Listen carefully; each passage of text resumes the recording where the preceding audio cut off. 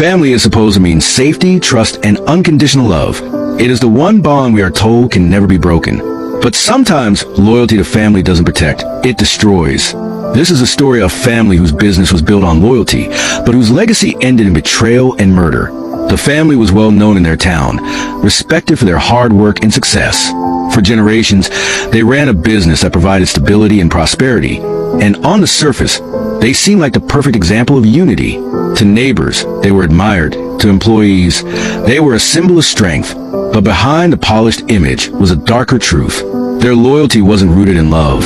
It was built on fear, control, and unspoken rule. No one ever defied the head of the family. At the center stood the patriarch, a man whose word was law. He built a business from nothing and demanded respect at every turn. His children and relatives worked for him, each reminded daily that their success depended entirely on their loyalty to him. To cross him was to risk losing everything. For years, no one dared. But as the business expanded, so did the cracks within the family. Money, power, and resentment began to rot the foundation.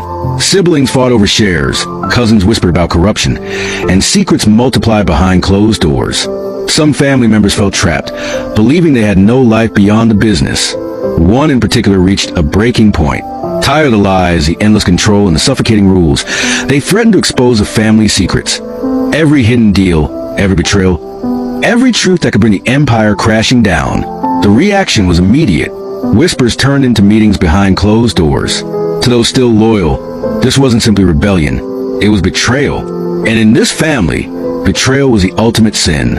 What happened next revealed the terrifying lengths people will go to in the name of loyalty.